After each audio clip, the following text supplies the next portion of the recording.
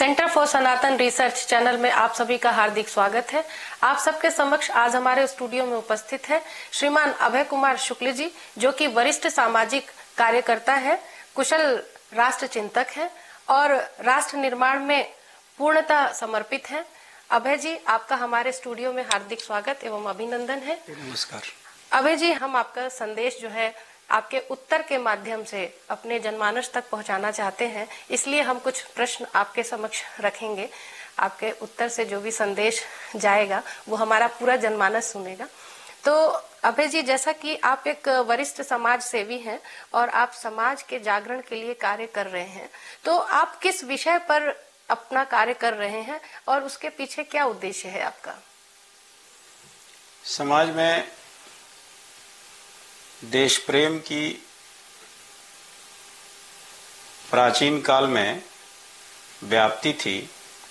कालांतर में विषम परिस्थितियां आई, तो उसके नाते जिस मात्रा में देश में धन था, बल था, बुद्धि थी, विद्या थी, उसी मात्रा में यह देश मेरा है ऐसा मानने वाले लोग कम थे। और बाद में उसके लिए काम प्रारंभ हुआ। उसमें मैं भी जुड़ करके देश वैभवशाली बने, देश दुनिया का मार्गदर्शन करे, इस पर काम करते हैं। और इस समय एक समस्या है, वह समस्या जनसंख्या के असंतुलन से है। पांथिक रूप से जब से जनगणना होती है अपने स्वतंत्र भारत की, तब से दिखता है कि हिंदू हर 10 साल में कुछ मात्रा में घट जाता है और बाकी पंथ के लोग कुछ मात्रा में बढ़ जाते हैं। इस असंतुलन को दूर करने के लिए हम वर्तमान में सोचते हैं और उसके लिए काम करते हैं। तो अभय जी, जैसा कि अभी आपने बताया कि कुछ आंकड़े हिंदुओं के हैं जो घट रहे हैं, तो जो जनगणना के आंकड़े में लगातार हिंदू घट रहा है, इस पर आप किस तरह से देख रहे हैं और इसका कारण क्या है? जनसंख्या के घटने के असंतुलन के जो पांथिक असंतुलन है, उसके कुल मिलाकर के 3 कारण दिखते हैं। एक कारण है घुसपैठ, दूसरा कारण है उस समाज के लोगों का प्रजनन दर में वृद्धि, और तीसरा है धर्मांतरण। हम सभी जब आंकड़ों की बात करते हैं तो अपने देश के स्वतंत्र भारत में 1951 की जनगणना की बात करते हैं, और 1951 की जो जनगणना हुई है, उस जनगणना को आंकड़ों की दृष्टि से देखते हैं तो हिंदू 87% कुल आबादी में भागीदारी करता है, और 87% हिंदू के बाद 9% मुसलमान और लगभग 2.5% के आसपास ईसाई, छोटा मोटा जो आंकड़ा बचा उसमें अन्य लोग थे। और हर 10 साल के बाद बढ़ा, तो आंकड़े आते हैं 2011 के, अभी वर्तमान में उपलब्ध हैं। हिंदू उसमें भागीदारी घट करके हिंदू की वो लगभग 82% हो गई है। मुसलमान की आबादी बढ़ करके लगभग 14% हो गई है। और इस नाते इस देश में लगातार हिंदू घट रहा है।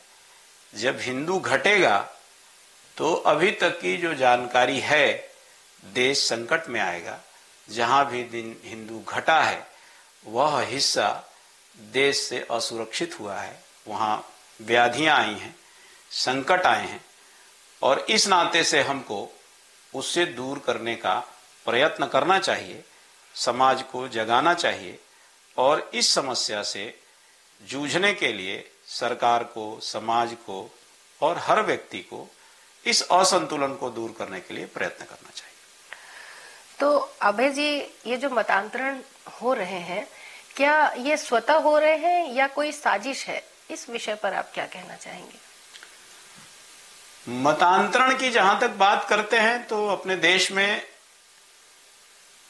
हिंदुओं के अलावा जो लोग आए उनकी संख्या 6 है। 326 ईसा पूर्व में यूनानी आए थे, वो लड़े, जय पराजय की खेल से बाहर हो गए।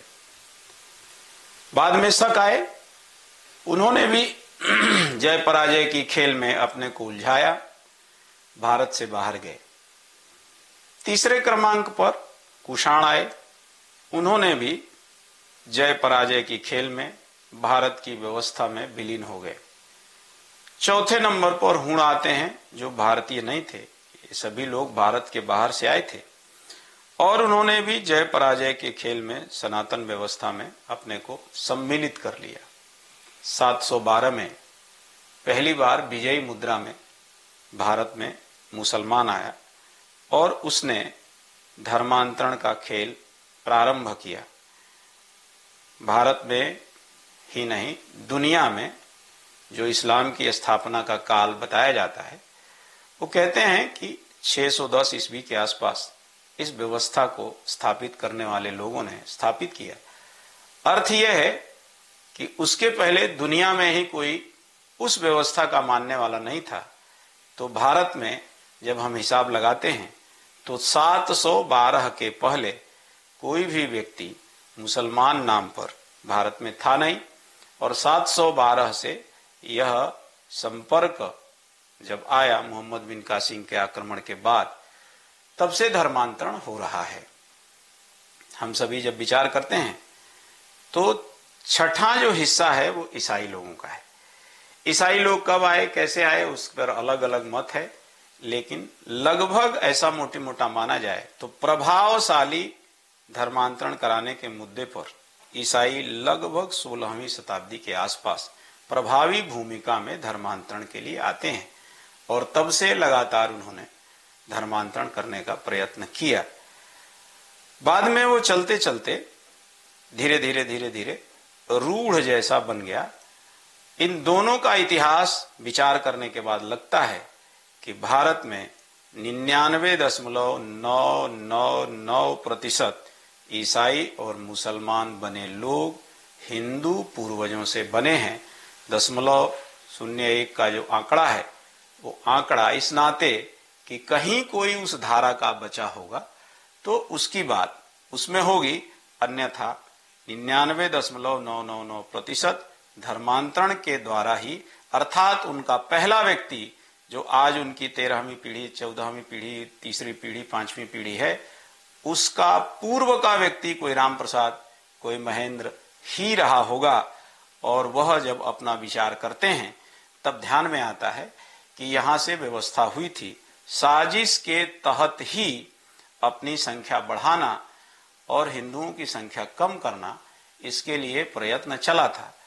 और बाद में जैसे जैसे ये प्रयत्न चला वैसे वैसे समाज ने अपना प्रयत्न किया और बाद में वो साजिश धीरे धीरे अब कम प्रभाव की ओर हो रही है। हिंदू समाज जाग रहा है और वो अपने समाज को बचाने के लिए प्रयत्न कर रहा है।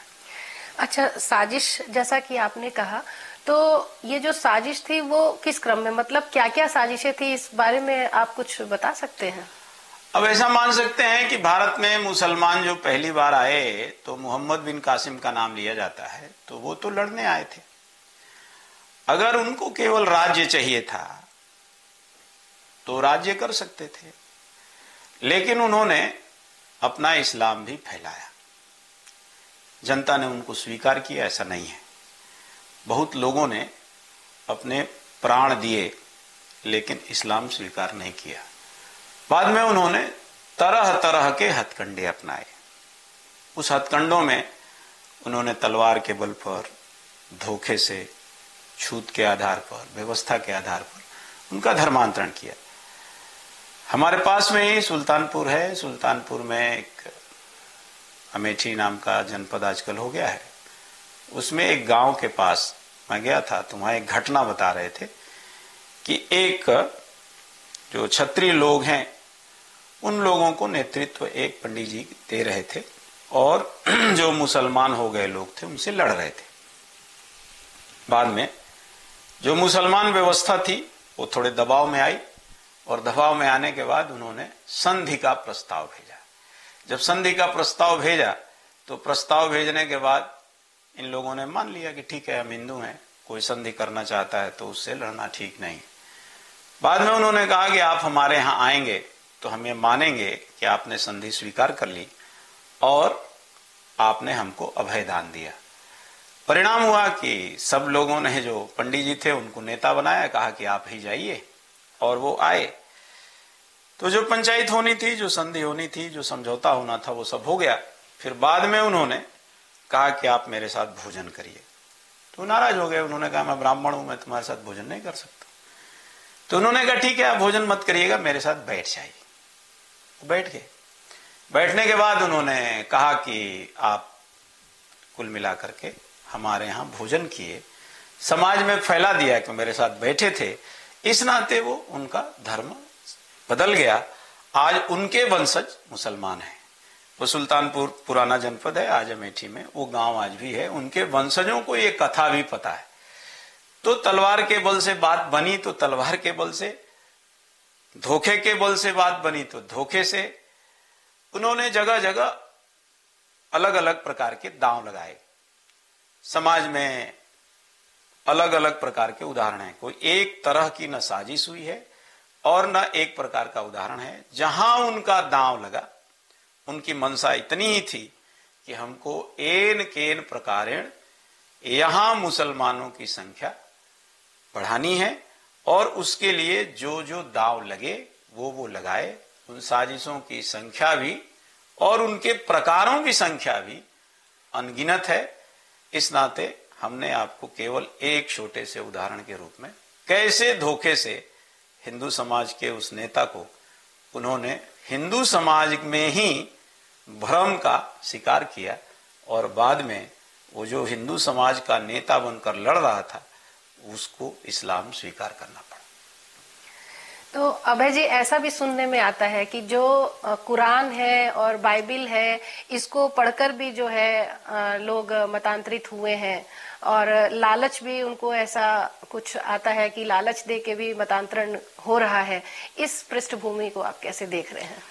अब हमको तो नहीं लगता कि कोई भी जो हिंदू से मुसलमान और ईसाई बना उसने कुरान पढ़ा और बाइबिल पढ़ा। प्रभावित होकर के तो कोई नहीं बना, क्योंकि भारत का जो इतिहास है, दुनिया की बात मैं नहीं कर रहा, भारत का जहां तक व्याप्त है उस व्याप्त में एक भी व्यक्ति ऐसा नहीं मिलेगा जिसने कुरान पढ़ा और बाइबिल पढ़ा और वो मुसलमान या ईसाई हुआ। हाँ, षड्यंत्र, साजिश, झूठ, ये सब प्रकार के प्रयत्न हुए। उन प्रयत्नों का प्रतिफल समाज बदला। अलग अलग कालखंड में अलग अलग प्रकार के प्रयत्न हुए। वो इस नाते से यह बात मैंने कुल मिलाकर के निराधार है कि कोई भी व्यक्ति बाइबिल पढ़ा और कुरान पढ़ा, क्योंकि जो उसको मानने वाले हैं वही बहुत बड़ी मात्रा में उसको नहीं पढ़ते। कारण क्या है कि उसकी भाषा भारत की भाषा से मेल नहीं खाती, तो बाद में उसको लोग अनुवाद करके पढ़ते हैं, और अनुवाद पर करके पढ़ते हैं तो उसमें ढेर सारा भ्रम निर्माण होता है। क्योंकि अरबी न जानने वाला व्यक्ति कुरान पढ़े तो ठीक प्रकार से उसके भाव नहीं समझ सकता। जैसे वेद पढ़ने वाला आदमी संस्कृत न जानता हो तो जिस प्रकार का वेद का भाव है हमारा स्वीकार करना चाहिए, उस तरह नहीं कर सकता। ये सब भाषा के साथ है, उनके साथ भी है। इस नाते हमको तो आज तक कोई मिला नहीं कि जो ये कहे कि मैं कुरान पढ़ा और मैं बाइबिल पढ़ा और उससे मैं प्रभावित हुआ, मैं अपना धर्म छोड़ करके, सनातन धर्म छोड़कर, हिंदू धर्म छोड़ करके मैं मुसलमान या ईसाई बनूंगा, ऐसा कोई मिला नहीं। सारे जगह उन्होंने अपने अपने अलग से जुगाड़ लगाए और धोखे दिए, व्यवस्था बनाई। उसमें उनको कहीं सफलता भी मिली, कहीं नहीं भी मिली। इस नाते दोनों प्रकार के उसके अवसर हैं।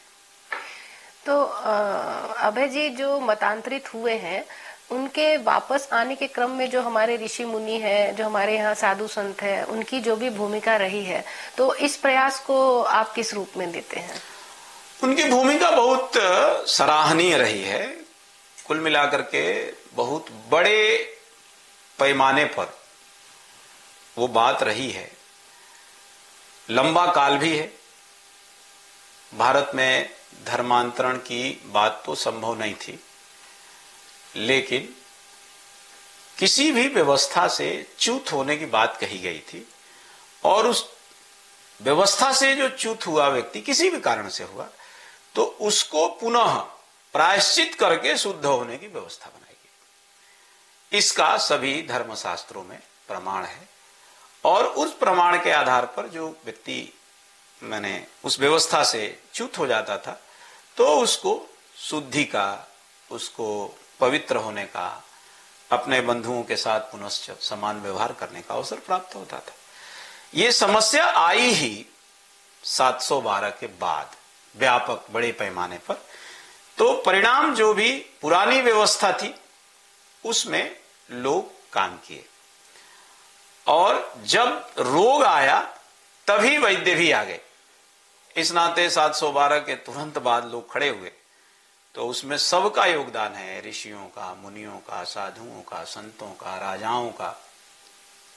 सबकी एक श्रृंखला अगर तैयार करें तो बहुत बड़े बड़े नाम हैं। अगर हम साधु सन्यासियों की बात करें तो उसमें एक बड़ा नाम आता है, देवल स्मृति करके, देवल ऋषि थे, उन्होंने एक स्मृति लिखी, और उसमें आज बहुत कम श्लोक बचे हैं। माना अगर उदाहरण के लिए कहा जाए कि 90 श्लोक बचे हैं, तो उसमें 75-76 के आसपास शुद्धि के हैं, यानी कुल मिलाकर के हम कैसे पवित्र हो सकते हैं।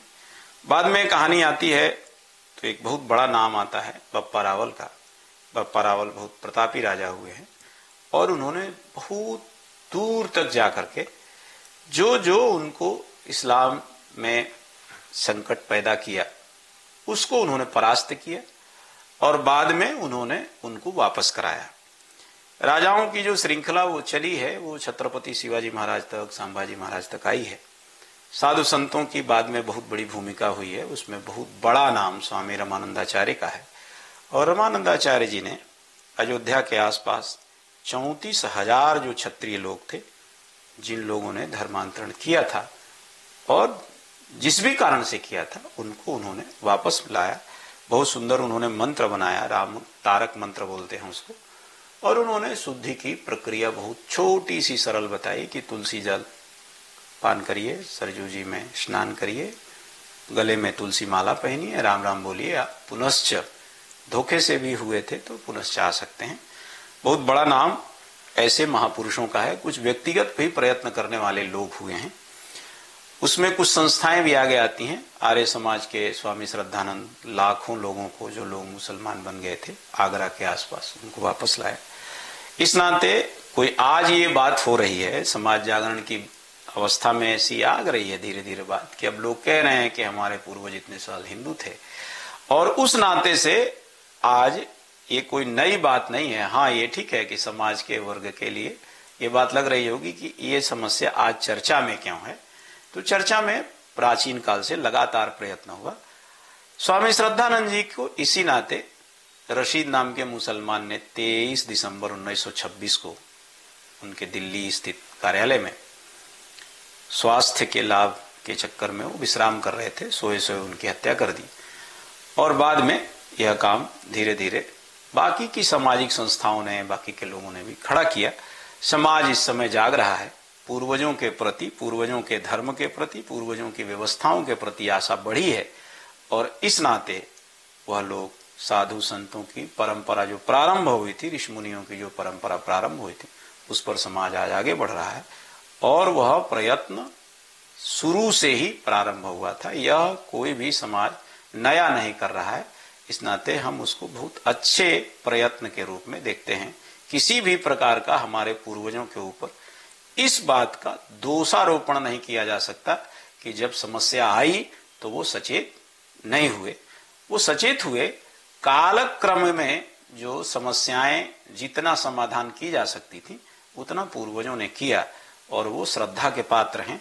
हम सभी आज अपने काल में इस समस्या से जूझ रहे हैं, और उसको सफलता के मानबिंदु तक धीरे धीरे धीरे धीरे लेकर अग्रसर हैं। आगे बढ़ते समय में एक सुखद और सफल इस लक्ष्य का समापन होने वाला है। धीरे धीरे समय लगेगा, जैसे रोग पुराना है वैसे समाधान में भी समय लगेगा। हम उस प्रयत्नों को अच्छे से देख रहे हैं। तो अभय जी, जो जैसे कोई यदि विधर्मी है और वो हिंदू धर्म को अपनाना चाहे, तो इस विषय पर आप क्या कहना चाहेंगे? स्वागत है उसका। कुल मिलाकर हमने चर्चा में आपको ध्यान दिलाया था कि 99.99% राम प्रसाद महेंद्र के ही वंशज और ये लोग वापस गए हैं किसी व्यवस्था में। उनके कारणों का विचार अगर नहीं भी करेंगे तो भी वो पूर्वज इस नाते मुसलमान और ईसाई नहीं पाए जाते हैं। वो आज धीरे धीरे लोग कहने भी लगे कि हम पूर्वजों के नाते हिंदू हैं।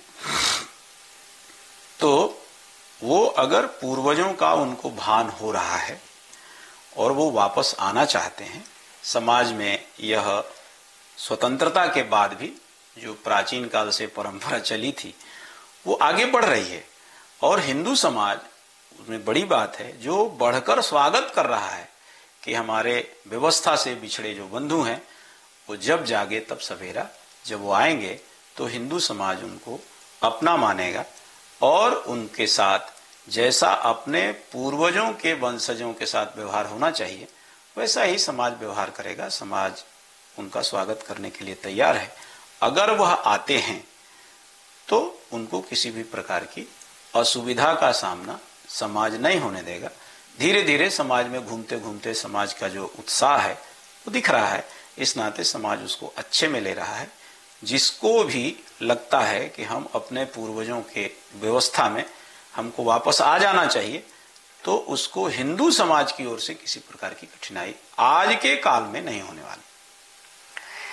तो अभय जी, एक लास्ट हमारा प्रश्न है कि काशी में भी ऐसा देखने में आ रहा है कि बड़ी तीव्रता से और बहुत ही ज्यादा मतांतरण हो रहे हैं। तो इस विषय पर आप कैसे उन्हें जागरण कर रहे हैं, कैसे आप प्रयास कर रहे हैं कि ऐसा ये रुक जाए? प्रकार की बात है। काशी में हो रहा है नहीं, पूरे देश में ही हो रहा है। और वापसी भी पूरे देश में हो रही है, काशी में भी हो रही है। काशी में बगल का ही जिला जौनपुर है, वहां पर बरसठी ब्लॉक है, अभी वापसी हुई है। कई परिवारों ने पूर्वजों का उनको भान हुआ तो उन्होंने अपने को पुनश्च मैं वापस आना चाहता हूं और उनकी वापसी हुई है। काशी में भी समय समय पर परिस्थितियां जब अनुकूल आती हैं तो व्यवस्थाएं बदलती हैं। संदेश की जहां तक बात है तो संदेश है कि धर्मांतरण का एक बड़ा कारण जो ध्यान में आया कि जो अपनी परंपराओं से, रीति रिवाजों से, अपने मानबिंदुओं से, अपने संस्कारों से, अपने व्रतों, त्योहारों, गीता गंगा, गौ गीता, गायत्री, अग्नि, तुलसी आदि आदि आदि जितने मानबिंदु हैं, उससे कहीं ना कहीं जब किसी को थोड़ी सी दिक्कत होती है, अज्ञानता होती है, बाकी होती है, पूरा ज्ञान नहीं रहता है, लोग भ्रम निर्माण करते हैं, तो उसको वो किनारे दूसरे की बात अच्छी है, हमारी बात कमजोर है, ऐसा भी षड्यंत्र करने वाले बताते हैं। तो वो बात वहां चलती है। इसका हमारे पास एक उदाहरण है। काशी के पास एक गांव में धर्मांतरण हो गया और धर्मांतरण होने के बाद वहां पर जो गांव के लोग थे वो व्यथित हुए। आज की भाषा में अनुसूचित वर्ग की संख्या थी जो बदली थी और बदलने के बाद उनको लगभग 6 महीने हो गए। हर बार वो तोड़ रहे थे गणेश जी को, हनुमान जी को, अपने घर से निकालते थे। गांव की जो हिंदू जनता थी वो बड़ी दुखी थी कि क्या हो रहा है। लेकिन 6 महीने के बाद लगभग ज्योतिया नाम का एक व्रत होता है, इस अंचल में उसकी व्याप्ति है, पुत्र के दीर्घायु होने की, पुत्र के स्वस्थ रहने की, पुत्र का जीवन संकटों से बचा रहे, इस नाते माताएं व्रत करती हैं। बड़ा कठिन है। आश्विन मास के कृष्ण पक्ष में अष्टमी के दिन वो व्रत होता है। उस व्रत के आने के पूर्व ही उन लोगों की एक बैठक गांव में हो रही थी। तो उनकी बीच में जो उनको समझा रहे थे, ईसाइयत समझा रहे थे, उनको पूछा उस महिला ने कि क्या हम जिउतिया रहें? तो उन्होंने कहा कि नहीं, ये तो हिंदुओं की महिलाएं रहती हैं। तो महिला नाराज हो गई। उसने कहा नाराज होकर के, अपनी मूल भाषा में आ गई कि हमारा लड़का 18 साल का हो गया है, 17 साल से हम व्रत करते हैं और हमारे बच्चे को कुछ हो जाएगा तो तुम दोगे क्या? जहां जिउतिया का विरोध होगा वहां हम नहीं रहेंगे। हंसने वाली बात है कि गणेश जी का विरोध हुआ तो वो रही वहां, हनुमान जी का विरोध हुआ वहां रही, कुल मिलाकर के सब संस्कारों का विरोध हुआ तो भी उसको कुछ पता नहीं था। लेकिन जैसे पुत्र पर बनाई तो उसने कहा ना, मैं वहां नहीं रह सकती। सुखद परिणाम ये हुआ कि वो महिला उस सभा को छोड़कर जब वापस जाती है, उसके पीछे पीछे सभी पुत्रवती माताएं जो 6 महीना तक धर्म बदल करके पान में थी, वो पलट गईं और बाद में उनके पति, उनके पुत्र सब आ गए। जो उनके प्रचारक थे, जिन्होंने परिवर्तन कराया था, वो सभा में अकेले रह गए। इस नाते हमको बचाएगा तो हमारे पूर्वजों का संस्कार, रीति रिवाज, परंपराएं, हिंदू मान बिंदु, उस पर समाज का आग्रह जब बढ़ेगा, कर्मकांड के प्रति आग्रह बढ़ेगा, तुलसी के प्रति बढ़ेगा, संस्कारों के, व्रतों के, त्योहारों के, रीति के रिवाजों के प्रति आग्रह बढ़ेगा, तो वह हमारा सुरक्षा कवच है। और इसी नाते मूलतः हम हिंदू हैं, नहीं तो वो संस्कार अगर निकाल दिए जाएं तो हम किस बात के हिंदू हैं? और वही हमारी रक्षा करता है। इस नाते हमको उसका आचरण करना पड़ेगा। जब हम आचरण करते हैं तो हमारा वो बल है और उस बल से हम हिंदू के रूप में स्वतंत्र सानंद जीवन जी सकते हैं। अभय जी, आपको बहुत बहुत धन्यवाद।